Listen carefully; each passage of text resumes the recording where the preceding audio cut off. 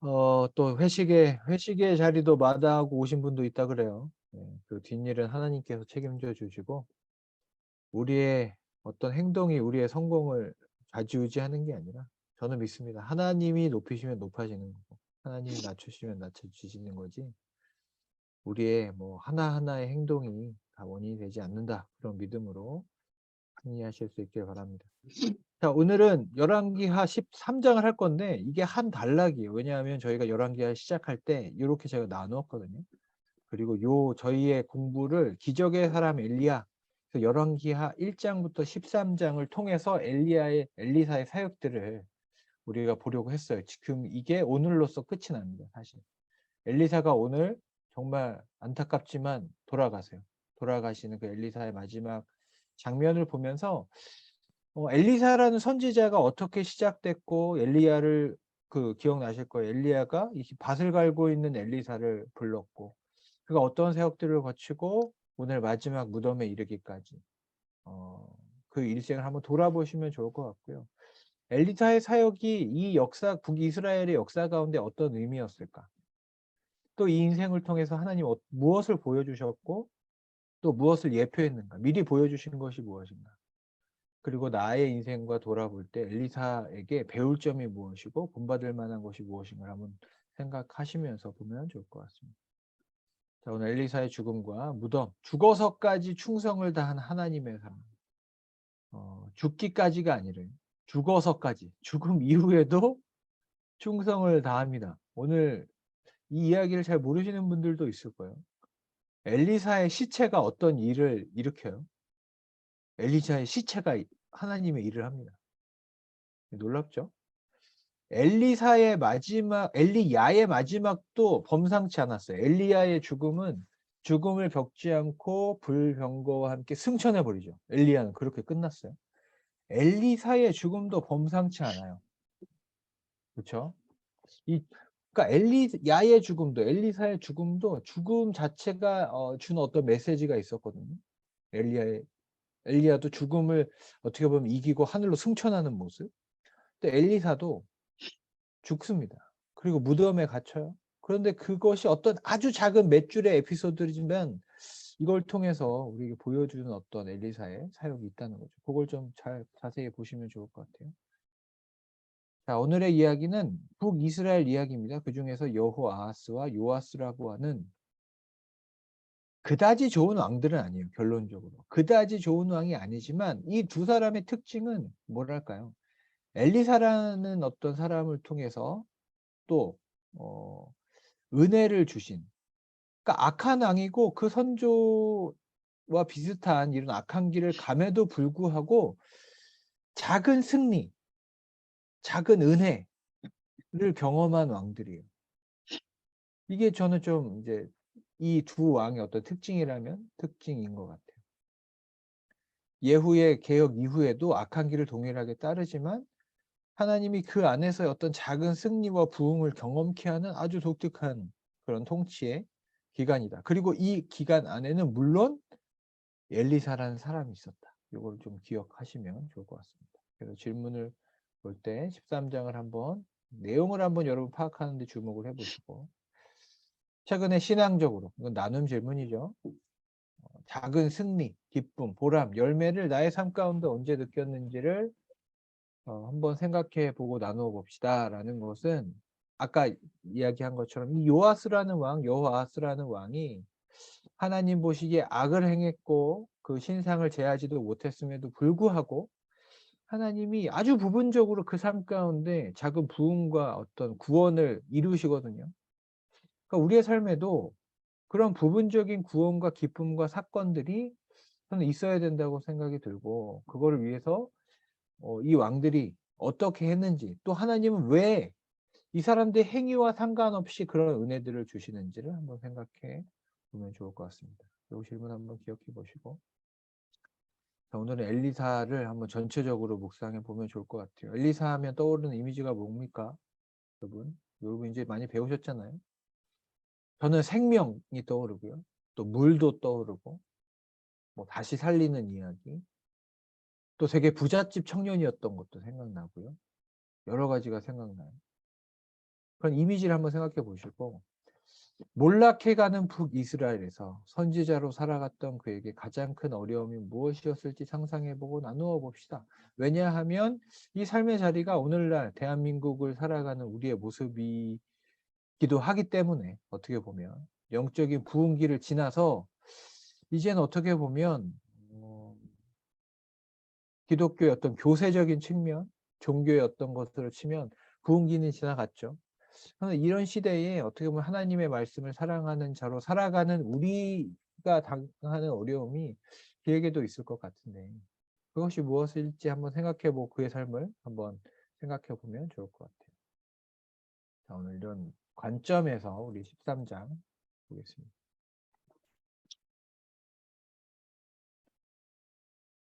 자, 북이스라엘 왕 여호아하스로부터 시작하겠습니다. 자, 근데 이 여호아스에 대한 기록이 아주 놀랍게도 사사기, 우리가 공부했던 사사기 시대의 어떤 기록의 패턴과 너무 비슷해요. 그게 뭐냐면 죄를 짓고 회개하고 구원하시고 다시 죄 짓고 이런 이 하강하는 이 원형의 패턴이 있었잖아요. 그런데 이 여호아하스에 대한 기록이 정확하게 이런 패턴과 비슷하다는 거죠. 자, 유다의 왕이 요아스일 때 이 북이스라엘의 여호아하스가 왕이 됩니다. 그래서 17년간 다스렸다고 기록하고요. 평가는 단순하죠. 여호와 보시기에 악을 행하고 여로보암의 죄를 따라가고 거기서 떠나지 아니하였으므로. 여러분 이게 계속 반복되지만 우리가 읽을 때마다 이걸 기억하면 좋을 것 같아요. 우리가 생각 없이 따라가는 죄가 있을 수 있어요. 내가 떠나가야 할 따라감이 있다. 떠나가야 할 따라감이 있다. 그죠? 그냥 선대의 어떤 왕들이 그런 길을 갔다고 해서 우리가 반드시 그냥 아무 생각 없이 따라가고 있지만 거기는 사실 떠나가야 할 자리일 수 있습니다. 내가 익숙하지만 떠나야 할 자리가 분명히 있어요. 왜냐하면 하나님께서 그걸 악한 길이기 때문에 우상 숭배의 길로 하나님과 멀어지는 길이기 때문에 그것 때문에 분노하시거든요. 이스라엘에게 노하사, 사사기의 패턴이죠. 죄를 따라가고 우상 숭배하고 하나님 멀리하니까 하나님께서 분노하셔서 악한 자의 손들, 이방인, 하나님 모르는 자들의 손에 넘깁니다. 넘겨버려요. 손에 넘기셨습니다. 그러니까 하나님, 이런 관찰을 통해서 우리가 알 수 있는 건 하나님의 분노는 우리의 삶을, 우리의 어떤 운명을 하나님의 손에 있다가 갑자기 어느 순간, 어느 일정 기간을 악한 자의 손에 우리 넘기시는 경우가 있어요. 구약에 보면 그런 것을 통해서 이제 하나님의 분노나 심판이 나타나는 거죠. 그래서 아람, 베나단의 손에 넘기셨더니 이 손, 요 13장에 손이라는 단어가 자주 나오거든요. 한번 보세요. 손이라는 단어가 어디 나오는지. 베나단의 손, 이방인의 손에 넘겼어요. 그래서 아람왕이 이스라엘을 학대함으로 내가 학대받고 악한 자들을 통해서 왜 학대받는가? 떠나지 않았기 때문에요. 뭔가 내가 따라가고 떠나는 것을 하지 않으니까 내 인생이 갑자기 학대받고 나는 그냥 익숙한 대로 갔는데 근데 그것 때문에 내가 악인들로부터 학대를 받는 결과적으로는 그렇게 됩니다. 그런데 이런 길에서 이제 사사기의 패턴이죠. 죄악, 심판, 간구 이거죠. 여호아하스가 여호와께 간구하는. 이것이 작은 부흥의 시작이 되었다 저는 그렇게 생각이 들어요. 여호아하스는 분명히 악한 왕이에요. 악을 떠나지도 않았고 그 길을 따르는 것도 포기하지 않았어요. 그럼에도 불구하고 이 여호아하스가 이 학대와 이 어려움 가운데 고난 가운데 하나님께 기도합니다. 그러니까 하나님이 이를 외면하지 않으시고 들으셨어요. 여러분 이것이 구원의 조건입니다. 기적의 조건이고 우리가 살아날 수 있는 조건이 여기 있어요. 학대받는 민족 하나님의 사람들이 기도를 다시 시작하고 마음을 다하여 기도하고 하나님이 그 기도를 들으십니다. 이거는 출애굽기부터 똑같았어요. 핍박받는 하나님의 백성들 그리고 백성들의 간구 하나님의 들으심 그리고 또 하나 추가한다면 이는 그들이 학대받음을 보셨습니다. 하나님의 보심.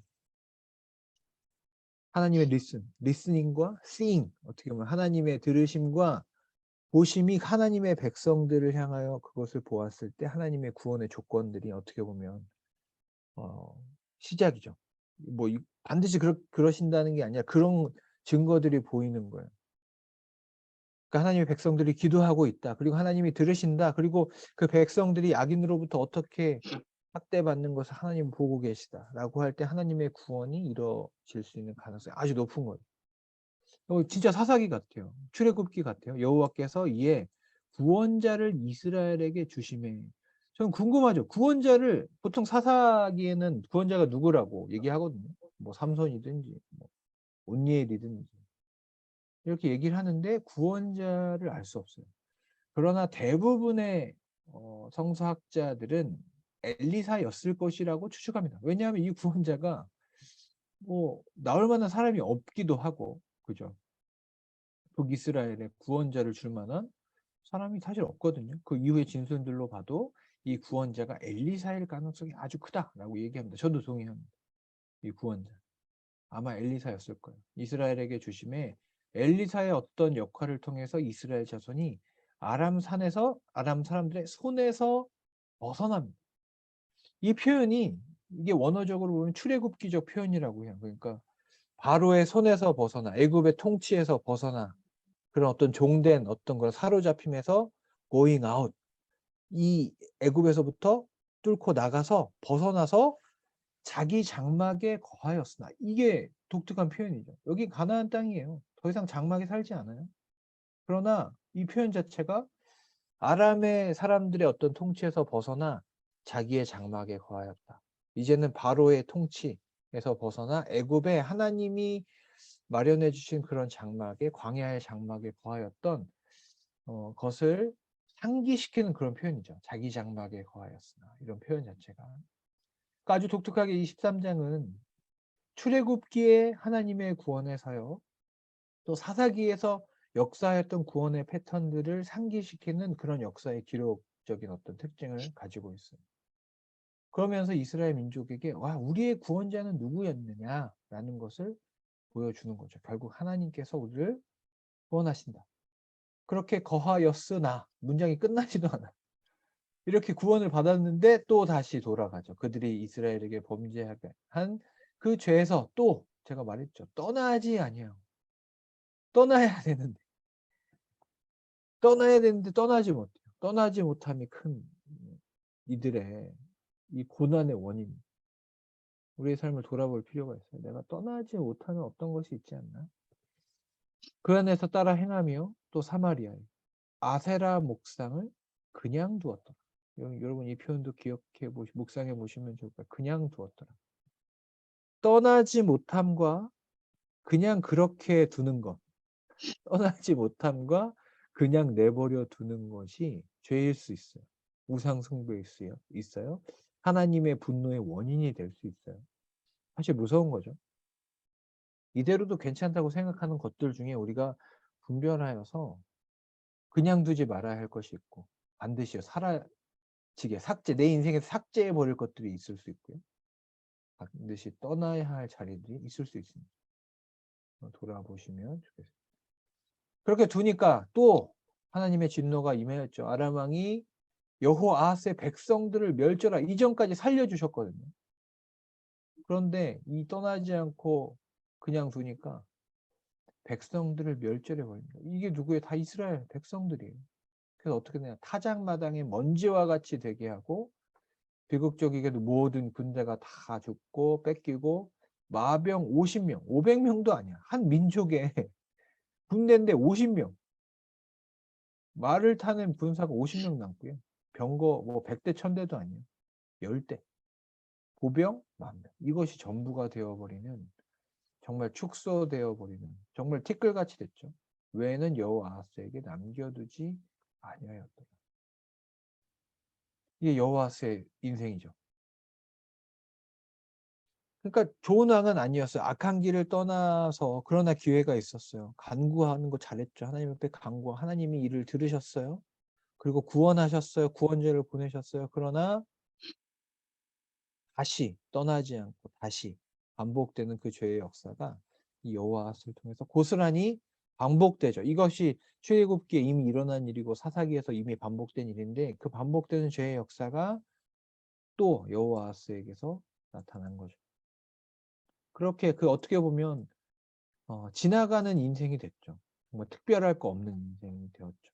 근데 그럼에도 불구하고 이 작은 부분 우리가 기억할 만한 것이다. 여호와스가 여호와께 간구하며 계속 간구했으면 좋았을 텐데 그러면 또 구원이라도 받았을 텐데 그렇게는 못한 것 같아요. 그래서 여호와스 이후에 그의 아들 요아스가 왕이 됩니다. 그럼 요아스의 통치 어땠냐?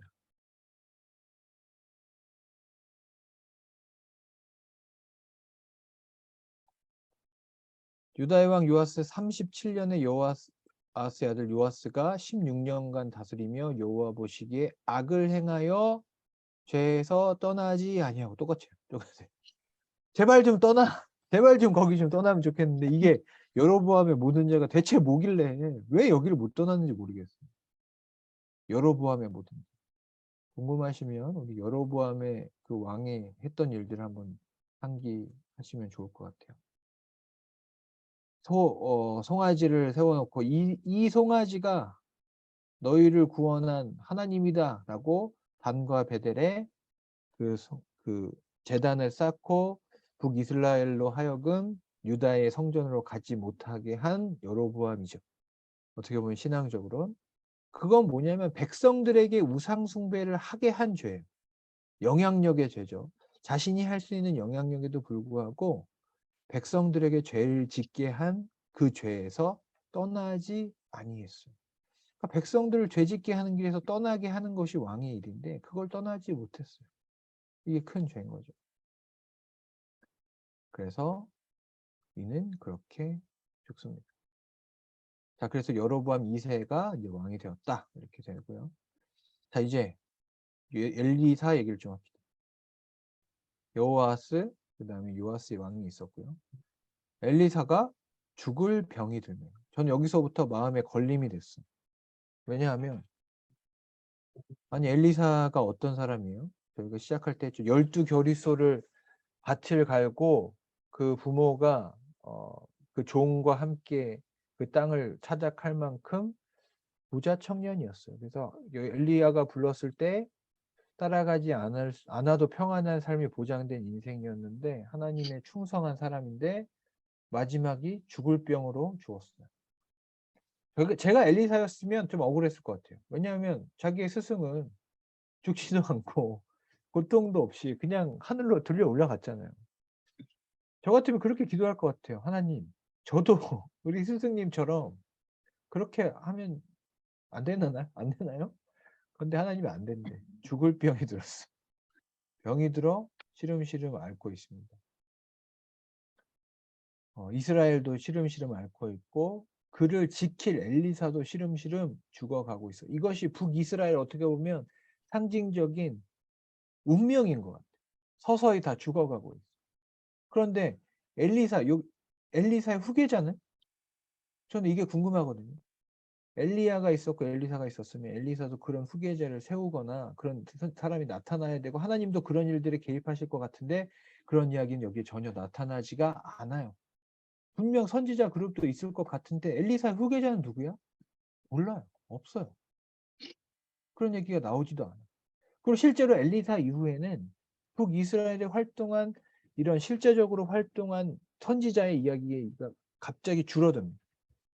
물론 왕에게 조언한 여러 가지 여러 선지자들이 우리가 문서 선지자라고 하는 뭐 요나 선지자도 있고 여러 가지 호세아도 있고 이사야도 있지만 엘리야와 엘리사의 어떤 그런 사역에 비하면은 확실히 축소된 형태로 나타나는 거죠. 이게 엘리사 시대의 엘리사의 마지막의 비극이에요. 나라는 기울고 있고 이 말씀을 맡아서 나라를 지킬 만한 이 선지자도 후계자를 구하지 못해서 그리고 하나님이 이를 위해서 일하시지도 않는 상태. 이거죠. 엘리사가 죽을 병이 됩니다. 이스라엘 왕 요아스가 그에게로 왜 내려왔을까요? 생각해 보세요. 요아스의 상태는 뭐냐면 아버지 아았을 때 거의 땅의 티끌과 같이 멸망해 버렸어요. 군대가 없어. 그런데 그럼 실제로 요아스에게는 싫으나 좋으나 이 나라를 지키고 의지할 사람은 엘리사밖에 없었어요. 왜냐하면 엘리사가 그런 구원의 역할을 했었거든. 근데 요아스가 그가 병이 들은 거야. 그러니까 요아스가 내려와서 눈물을 흘리며 이르되 무릎 꿇었죠. 처음에 읽을 때는 이게 이해가 안 됐거든요. 이렇게 그렇게 신실한 왕도 아닌데 선지자가 죽는다고 왜 이렇게 슬퍼할까? 생각해 보면 실제적인 보호하심이 여기에 있었기 때문에 그래. 엘리사가 아니면 이 나라 누가 지키지? 실제로 요아스는 그렇게 생각했고 실제로 엘리사가 죽어가면서도 이 나라의 유일한 국력이 되었던 거예요. 국력. 그러면서 이렇게 얘기합니다. 이 왕 요아스가 내 아버지여, 내 아버지여, 이스라엘의 병거와 마병. 엘리사를 자기 아버지라고 그래요. 아버지와 같이 보호해주는 보호함을 엘리사로부터 실제로 받았고, 이스라엘의 병거와 마병, 아까 보셨죠? 병거 10대, 마병 50명. 이게 여호아하스라고 하는 아버지가 나한테 남겨준 건 그거밖에 없는데, 실제로 그럼 이 이스라엘을 지키는 병거와 마병은 누구냐? 실제 이 나라의 아버지처럼 나에게 가르침을 준 사람은 누구냐? 엘리사 당신이지 않습니까? 당신이 이렇게 죽으면 누가 이 나라를 지킵니까? 라는 저는 진심이 담겼다고 생각해요. 그런 눈물이었을 거예요. 쇠락해가는 민족을 생각하는 좋은 왕은 아니었지만 실제적인 요압의 진정성이 담긴 눈물이죠. 당신이 가면 이 나라 누가 지킵니까? 실제로 엘리사는 마지막까지 북이스라엘을 지켜낸 국력이었다. 저는 그렇게 생각합니다. 그리고 어떻게 보면 요아스의 이런 고백이 하나님의 마음을 움직이지 않으셨는가라는 생각이 들어요.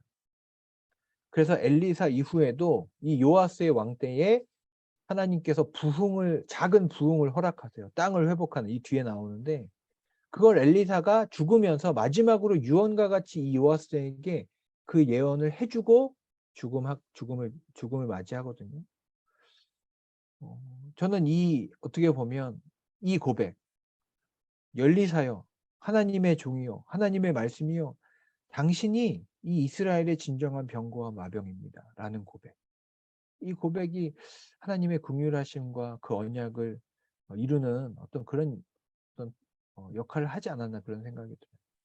자, 이런 고백을 들으니까 엘리사가 그런 마음을 알았는지 이 나라는 누가 지킵니까? 하니까 엘리사는 끝까지 자기 죽을 병에 들어서 힘들어하면서 불구하고 이 왕에게 소망의 예언을 아주 그냥 시청각으로 그의 몸으로 기억할 수 있도록 해줍니다.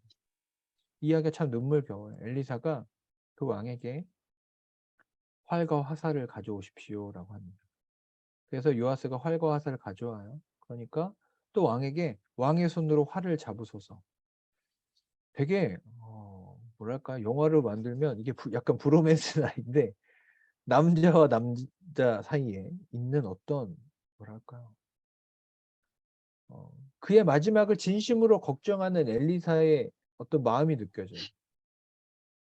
활과 화살을 가지고 왕에게 활을 잡으라고 하고 그러니까 시위를 당겼겠죠. 이렇게 시위를 당겼는데 엘리사가 죽을 병이 걸려서 힘듦에도 불구하고 자기 손을 왕위의 손을 얹습니다.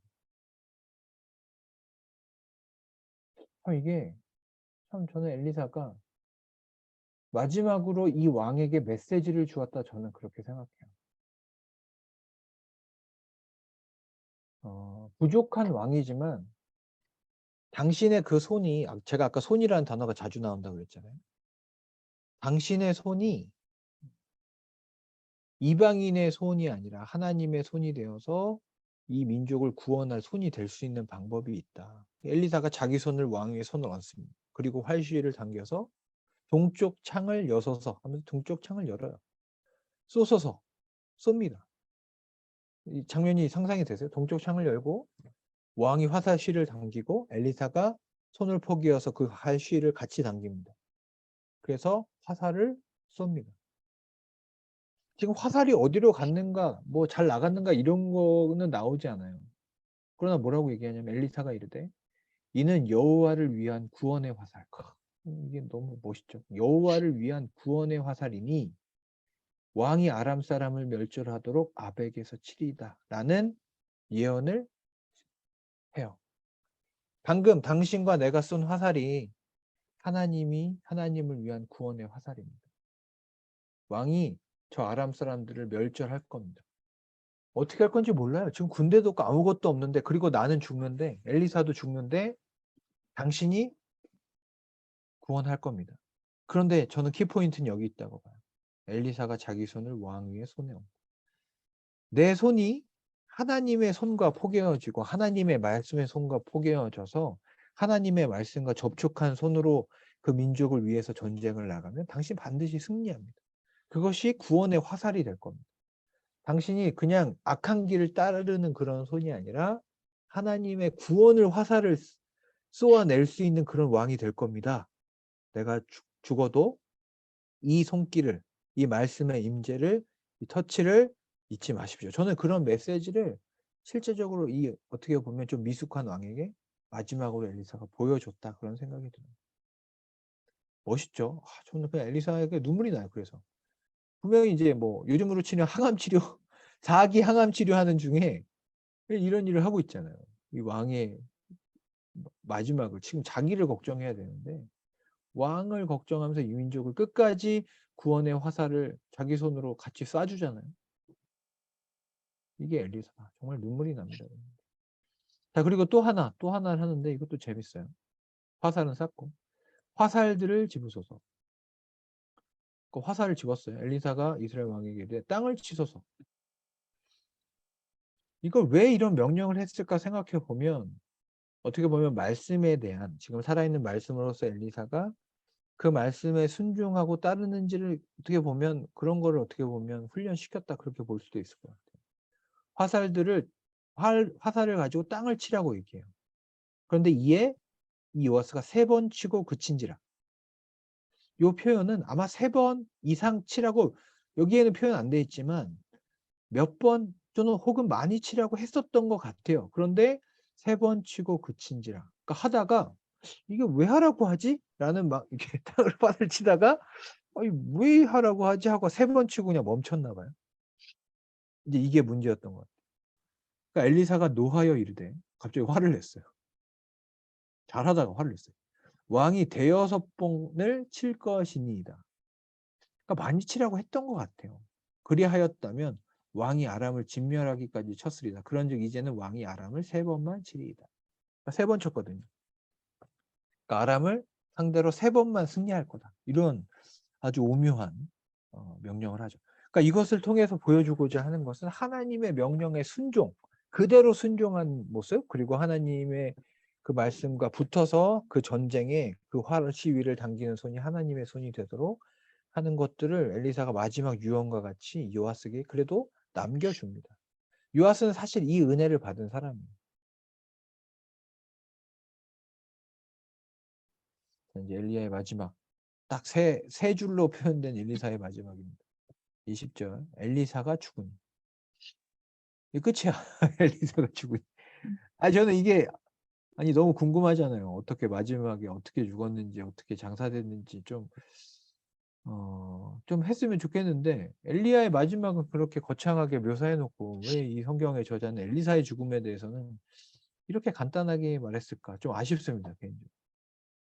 근데 그러나 어떻게 보면 이것이 엘리사의 엘리사 나름의 멋있는 마지막이 아닌가 싶기도 해요. 담백하고 단순하게 화려하지 않게 그냥 자신의 일을 다한 그의 죽음이죠. 그를 장사합니다. 엘리사가 죽으니 그를 장사하였고, 끝입니다. 이게 끝이에요. 엘리사의 죽음 요 끝이에요. 요 문장. 아니 이렇게 해도 되나? 지금까지 열왕기 하에서 1장부터 17장이 사실 제가 보기엔 주인공인데 그냥 여기서 이렇게 끝이 나요. 근데 이 뒤에 메시지가, 저는 이 성경의 기자가 이 부분에 주목하고 싶었던 것 같아요. 해가 바뀜에 모압 도적대들이 그 땅에 왔습니다. 몇 해가 지나고 나서 도적대들이 그 땅에 옵니다. 엘리사가 장사된 그 무덤이 있는 땅에. 그래서 그 땅에 와서 도적대가 오니까 이제 사람들이 두려워서 사람들이 많이 이제 죽은 거죠. 죽기도 하고 많은 시체가 넘치는 그런 땅이 됐어요. 더 나쁜 땅들이 됐죠. 마침 사람을 장사하는 자들이 그 도적대를 보고 죽은 자들의 시체를 엘리사의 묘실에 던집니다. 뭐냐면 그 땅이 완전 황폐화되고 도적들이 난무하는 땅이 됐어요. 그런데 사람들이 이제 사람을 장사하는 자들, 이것도 좀 표현이 웃기죠. 사람을 장사하는 자들이, 그러니까 그 장례를 치르는 사람들이 도적들을 보고 아마 숨기려고 했는지 뭐 어떻게 했는지 잘 알 수 없어요. 근데 도적들을 보고 죽은 자들의 시체를 엘리사의 묘실에 던지매. 시체가, 제가 엘리사의 시체가 사역했다 그랬잖아요. 엘리사의 그 시체가 엘리사의 뼈에 닿자 곧 회생하여 일어섰더라. 이게 무슨 마술과 같은 이야기입니까? 죽은 선지자의 뼈가 사역을 했어요. 제가 이런 전통인지는 모르겠는데 그 카톨릭에선 성인들의 뼈를 성당 아래에 묻는 거 아시죠? 그래서 그 관광 같은 데 가시면 여기에 어떤 성인의 뼈가 있는 곳이다. 그리고 뼈를 묻고 그 위에 성당을 짓거든요. 그리고 보면 그게 전혀 성경적인 근거가 없는 건 아니에요. 저는 뭐 그걸 찬성하진 않는데 분명히 성경의 기록에는 엘리사의 뼈 엘리사의 이거 어디 묻혀 있는지 제가 좀 찾고 싶어요. 그죠? 자꾸 찾아서 뼈에 닿자 회생하여 일어섰더라. 엘리사는 무덤에서도 생명을 주었습니다. 그죠? 제가 요걸 해석한 어떤 주석을 봤는데 이게 참 은혜가 됐어요. 엘리사는 죽음이 끝이 아니었다. 첫째. 그리고 무덤이 끝이 아니었다. 그리고 엘리사는 무덤에서조차 생명을 주었다. 그리고 이 엘리사의 반열에 있는 새로운 선지자는 그 죽음이 무덤에서 생명을 주는 게 아니라 무덤을 이기고 생명을 줄 것이다. 저는 여기서 큰 감동이. 이걸 왜 기록했을까라는 생각이 좀 들었거든요. 그리고 이것이 왜 중요했을까? 엘리사의 이것을 더 계승하는 선지자의 도래를 기대하는 거예요. 죽음 속에서 생명을 주는 게 아니라 저희는 이제 신약을 알기 때문에 예수님의 사역을 알죠. 무덤, 시체 이 얘기가 나오면 예수님의 이야기를 생각할 수밖에 없어요. 예수님은 시체로서 생명을 주는 게 아니에요. 그의 뼈로서 생명을 주는 게 아니라 무덤에서 생명을 주는 존재가 아니라 무덤을 이기고 살아나셔서 생명을 주셨죠. 그러니까 엘리야 그리고 엘리야는 승천했죠. 그러니까 엘리야의 마지막과 엘리사의 마지막은 저는 신약의 그림자로서 이해해야 저는 이 마지막을 이해할 수 있다는 생각이 들었어요. 묵상하다가. 엘리사, 죽음을 겪지 않고 승천한 엘리야, 무덤을 속에서 생명을 주는 사역을 죽음이 끝이 아니라 죽음조차도 막을 수 없는 생명의 근원으로서의 엘리사의 어떤 사역. 이것을 완성하신 신약에서는 그 마지막 이 엘리야의 죽음과 엘리사의 죽음을 이렇게 합쳐놔서 그것을 넘어선 선지자로서의 예수님의 마지막 장면이 저는 이렇게 이해할 수 있다 이런 생각이. 그래서 이 북이스라엘은 엘리사는 죽었지만 뭘 보여줘요? 여전히 말씀의 소망은 살아있는 거죠. 여전히 하나님의 말씀과 언약은 살아있다. 누구든지 이 언약과 말씀에 접촉하고 여기에 엎드리고 거기에 접붙임 받은 사람은 시체라도 마른 뼈라도 살아날 수 있다라는 어떤 이 북이스라엘의 정말 소망 없는 가운데서도 소망을 엘리사의 죽음을 통해서 보여주고 있다라는 생각이 듭니다. 자, 여기 이제 뜬금없이 전쟁 이야기가 나오는데 왜 나오느냐? 왜냐하면 엘리사의 유언이 어떻게 됐는지 확인해야 되잖아요. 이 부분은 그겁니다. 요아스에게 주었던 엘리사의 예언이 어떻게 이루어지냐? 아람 하사엘이 이제 괴롭히다가 베나닷이라는 사람이 왕이 됩니다. 그런데 요아스가 베나닷의 손에서 성읍을 다시 빼앗으니 이게 요아스가 잘해서 뭐 어떻게 된 거 하나도 없어요. 우리는 알죠. 이 앞부분에 엘리사가 그 화살과 활을 통해서 요아스에게 예언했죠. 당신이 쏜 이 화살이 여호와를 위한 구원의 화살이 될 것입니다. 당신이 이길 것입니다. 그래서 실제로 아람 왕 베나닷의 손에서 어떻게 뺏었는지 알 수도 없어요. 다 빼앗고 여호아스가 전쟁 중에 빼앗던 것을 다 되찾습니다.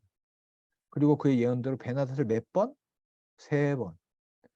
그러니까 이거 한 12번 쳤어요. 많이 쳤어요. 그죠? 그럼 그만큼의 승리가 있었을 텐데 이것도 요아스의 어떤 한계죠. 그냥 말씀 그대로 순종하지 못했던 한계가 있었음에도 불구하고 성읍들을 회복합니다. 작은 승리와 정치적인 부흥을 이 요아스도 경험해요. 그러니까 작은 승리. 악한 시대, 선지자도 없지만 하나님의 은혜로,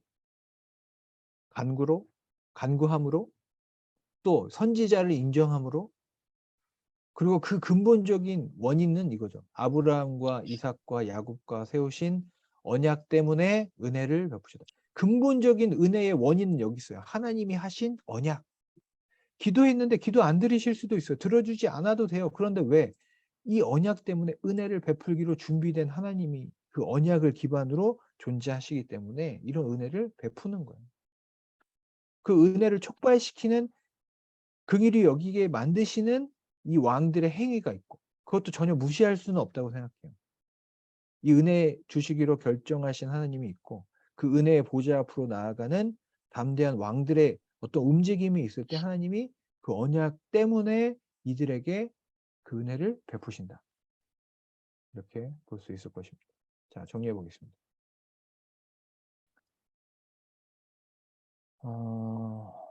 몇 가지 우리가 기억해야 될 거 생각해 보면 반드시 떠나야 할 악한 길이 있다. 그죠? 아까 여로보암의 길. 또 그냥 두어서는 안 되는 아세라 목상이 있다. 여러분의 집안에 있을 수도 있고 우리의 마음에 있을 수도 있고 뭐든지 아무튼 그냥 두어서는 안 되는 것이 있어요. 있을 수 있어요. 익숙한 것을 그냥 그대로 두는 것이 우상숭배일 수 있다. 제가 썼지만 잘 썼네요. 익숙한 것을 그냥 그대로 두는 것이 우상숭배일 수 있다. 그게 아세라 목사님. 또 오늘의 포인트, 우리 눈물 없이는 볼 수 없는 엘리사의 마지막이죠. 죽음조차도 끝이 아니다. 죽음조차도 끝이 아니다. 그리고 살아서 저는 이 부분에서 더 눈물이 나는데 엘리야하고 엘리사는 살아서 어떤 자신이 꿈꾸었던 이스라엘의 회복을 단 한 자락도 보지 못했어요. 저는 이게 너무나 가슴이 아파요. 엘리야와 엘리사는 이걸 한 번도 보지 못했어요. 수많은 기적을 일으켰고 사역에선 성공했거든요. 사역적으로는 성공했어요. 기적도 일으켰어요. 생명도 살렸고 선지자 후계자들도 만들었고 학교도 있었고 그들과 함께한 사역만 보면 다 괜찮았어요. 잘 됐어요. 그런데 그들이 꿈꾸었던 이 민족의 회복 하나님의 영광은 한 번도 보지 못했어요. 그럼에도 불구하고 저는 그래서 오히려 이 사역이 저에게는 도전이 돼요. 죽음조차도 끝이 아니고 내가 심지어 살아서 그것을 보지 못하더라도 엘리사는 뼈가 보고 있어요. 뼈가. 엘리사의 뼈가. 또 엘리사를 잇는 그 어떻게 보면 그 문서 선지자들의 목소리를 통해서 계승되고 결국은 엘리사의 무덤이 예수님의 무덤이 되어서 생명을 살리는 그런 모습이 우리가 볼 수 있겠죠. 저희 삶도 저희 태도도 이러면 좋을 것 같아요. 내가 보지 못하더라도 나를 통해서 뿌려진 어떤 것들이 결국은 하나님 앞에서 열매 맺을 것이다. 그 엘리사의 뼈의 이야기가 저는 그건 것 같아요. 내가 이 땅에 남긴 무언가가 누군가를 살릴 수 있다면 그 의미 있는 것 아닌가? 꼭 내가 눈으로 지금 그 성취를 다 누려야 그것이 복된 건가? 하나님의 시간의 관점에서는 그러지 않을 수 있다. 안타까운 거는 엘리사의 후계자가 없었던 거. 이건 왜 그랬을까? 이건 좀 저희 물음표죠. 왜 하나님은 세워주시지 않았을까? 수많은 선지자 학생들이 있었는데 그들은 다 도망갔나? 이건 좀 안타까운 또 물음표입니다. 저는 이것도 저의 묵상인데 이것도 은혜가 됐어요. 나의 실패가 언약을 파기하지 못한다. 요아스하고 여호아스는 사실 실패한 왕입니다. 그렇죠? 그냥 실패한 왕이에요. 그냥 그렇게 정의해도 돼요. 그런데 그들의 실패가 하나님의 언약을 파기하지 못했어요. 건들지도 못했어요. 오히려 그 언약은 건재하고 그 언약을 근거로 아주 작지만 이 왕들이 하나님 앞에 조금 한 발자국 나아갔을 때 그 언약으로부터 흘러나오는 하나님의 은혜가 오히려 이 사람들의 통치에게 복을 주는 모습을 봅니다. 그러니까 여러분도 그렇고 저도 그렇고 나의 오늘 하루의 실패나 좀 나의 연약함 때문에 너무 그 마음이 흔들리지 않으셔도 될 것 같아요. 그게 결정적이지 않다. 오늘 나의 회식 안 간 게 내 인생에 결정적이지 않다. 이 회장님, 결정적이지 않다. 중요한 건 그게 아니야. 더 중요한 건 하나님 앞에 내가 한 걸음 나아가느냐 아니냐. 하나님이 그 언약 신실하신 그 하나님을 내가 바라보고 있고 있느냐, 그게 더 중요해요. 하나님의 때를 보고 있느냐. 그 반대로 생각하면 좀 눈물 나지만 이것도 맞는 얘기예요. 또한 나의 성공도 하나님의 언약과 하나님의 때를 앞서지 못한다. 이건 엘리야와 엘리사 얘기예요. 사역적으로는 다 이겼어요. 기적도 봤어요. 그런데 그 언약을 앞당기지 못했어요. 결국 눈으로 보여진 어떤 사람들이 회개하고 이런 모습을 그들은 그런 것도 보지 못했어요. 그러니까 어떻게 보면 나의 성공, 나의 실패가 결정적인 게 아니다라는 것을 우리가 기억할 필요가 있어요. 또 우리 전도사님과 저도 마찬가지. 어떤 사역이 나의 어떤 선교대회. 이것이 실패했더라, 물론 성공했습니다. 성공했지만 만약 안 됐더라고 해도 그것이 하나님과 나 사이에 어떤 것에 결정적이진 않아요. 그냥 더 잘하면 되는 거예요. 내가 하나님 바라고 있냐도 중요해요. 또 반대로 얘기하면 이 사역이 너무나 잘 돼서 온 교인들이 김하영 전도사님을 칭찬해. 어쩌면 이렇게 잘할 수 있어? 대단한 한경직 목사님을 이을 전도사님이 나타났다. 라고 하는 것도 우리가 그런 것에 흔들릴 필요도 없어요. 그런 성공도 하나님의 때와 언약을 앞서가지는 못하는 거예요. 내 때에 내가 할 역할이 있어요. 엘리야도 그랬고 심지어 엘리야와 엘리사 같은 위대한 선지자도 거기까지 했어요. 그냥 그 시대에 그냥 말씀으로 존재하는 것까지만 하고 보고 그렇게 끝이 났다면 우리도 그럴 수 있다. 그러니까 너무 일희일비하지 않고 하나님의 언약을 바라보며 그냥 꾸준히 한 걸음 한 걸음 가는 모습이 더 중요하다. 그리고 저와 전도사님은 엘리사의 후계자가 되자. 이것이 우리의 목표입니다. 엘리사가 죽어가는데 지금 그거 할 사람 그 뒤에 지금 제자가 없어가지고 지금 항암 치료하시면서 활 쏘잖아요. 지금 그거 도와줄 사람이 없어서.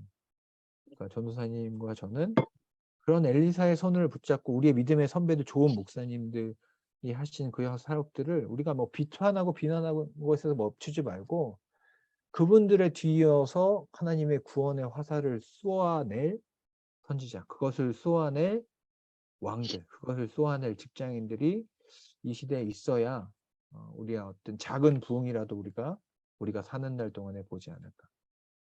요아스는 그런 면에서 축복받은 왕이에요. 악한 왕이었지만 하나님의 승리를 경험했죠. 그 엘리사와 함께 화살을 쏘므로써 구원의 손을 경험했던 그 요아스가 있다. 이것을 기억하시면 좋겠습니다. 자, 제가 준비한 거 여기까지고요. 제가 기도하고 저희 나누는 시간을 갖겠습니다. 기도하겠습니다. 하나님, 오늘 여호아스와 또 요아스 왕, 또 그 왕들 가운데 함께하였던 하나님이 부르셨던 엘리사 선지자의 마지막 죽음의 모습을 살펴보았습니다. 하나님, 두 왕의 모습을 통해서 실패 가운데서도 언약을 지키시는 하나님 바라보게 하여 주시고, 엘리사의 모습을 통해서 나의 사역 가운데, 나의 삶 가운데 역사하시고 또 끝까지 내 눈으로 보지 못하더라도 하나님께서 나를 통해 이루시는 생명의 역사를 이어가는 하나님 엘리사와 같은 또 엘리사의 후계자와 같은 우리 모두가 될 수 있도록 역사하여 주시옵소서. 몰락해가는 북이스라엘 가운데에서 또 하나님 섬기는 왕들, 섬기는 선지자들이 하나님 이 땅, 이 대한민국 가운데서도 일어날 수 있도록 그래서 역사하시고 축복하여 주시옵소서. 예수 그리스도의 이름으로 기도드립니다. 아멘.